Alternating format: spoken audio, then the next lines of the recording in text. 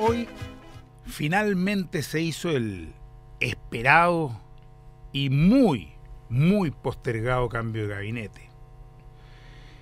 Después de poco más de un año, la presidenta, la misma presidenta que llegó con más del 80% de apoyo en la encuesta, más del 64% de los votos, había caído estrepitosamente en esas mismas encuestas, con su credibilidad por el suelo, con ministros involucrados en financiamientos ilegales, boletas truchas y mintiendo con descaro para tratar de justificar y de explicar lo inexplicable y en definitiva para ver si podían salvar su propio pellejo.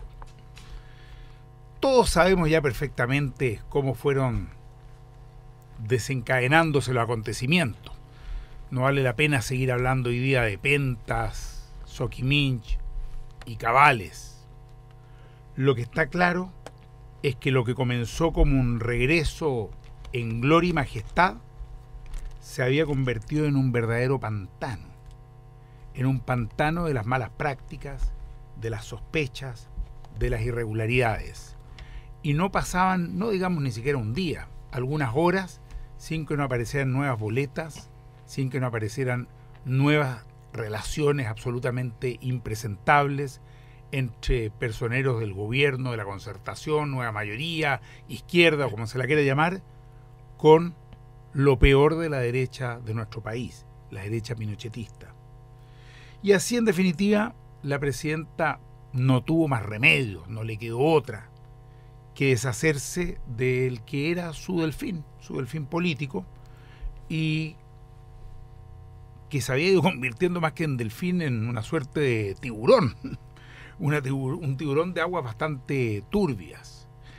Y se hace un cambio de gabinete con 5 nuevos ministros y 4 enroques, que en definitiva significan la llegada de la democracia cristiana al Ministerio del Interior, una clara reorientación del gobierno hacia el centro y bien podríamos incluso decir hacia la derecha, hacia sectores que tienen vínculos con el mundo de la derecha política y económica.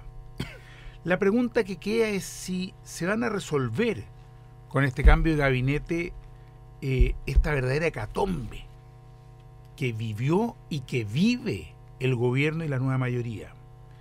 La verdad es que tenemos serias dudas, porque hay grandes insuficiencias y grandes carencias en estos cambios que hemos visto hoy.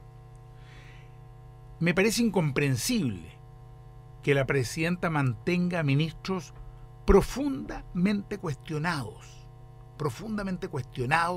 e involucrados en estas irregularidades del último tiempo.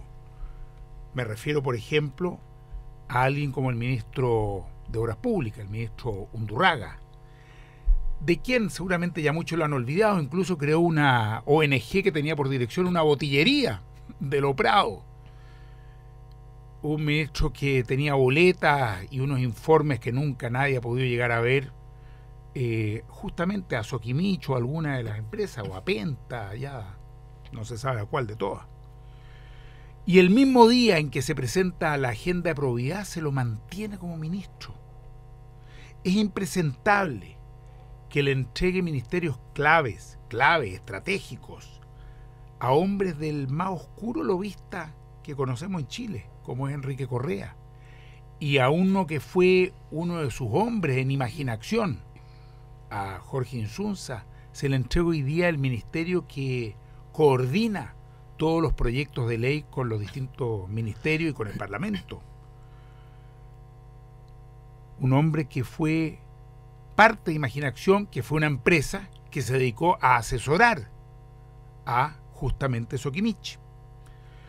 Y que entre Marcos Barraza, quien estuvo directamente involucrado con lo que es hoy día la gigantesca crisis que vive Arcis, como presidente o director de una de las tantas empresas que creó el Partido Comunista para manejar Arcis, y de la cual hay al menos denuncia de que habrían retirado enormes sumas de dinero, tal como se hacía en las demás universidades privadas. Por otro lado, aunque ha pasado desapercibido, siguen los Luxich Boys. No fueron tocados. Está claro que esos son verdaderamente intocables. Me refiero a la ministra de Minería, me refiero al ministro de Educación, que ni siquiera se los menciona. Por otro lado, y no es un dato menor, definitivamente desapareció la paridad de género. Si en el primer gobierno era paridad real, 1-1, y en este gobierno ya había partido bastante coja, terminamos hoy día con 16 hombres y solamente 7 mujeres en el gabinete. Una lástima, una pena, en un país en que es tan importante y tan necesario dar señales claras y contundentes de valorar y dignificar y dar los espacios que le corresponde a la mujer. Desde ese punto de vista, me parece totalmente insuficiente las medidas que se han tomado, los cambios que se han realizado para la magnitud de esta crisis. Me parece a mí que, en definitiva, acá lo que se requiere es una cirugía mayor, pero no de personas, sino que de rumbo. No se trata de cambiar una persona por otra. Las preguntas de fondo siguen siendo: ¿va a haber asamblea constituyente? Eso es parte de lo que nuestro país necesita con urgencia. ¿Vamos a terminar con las AFP?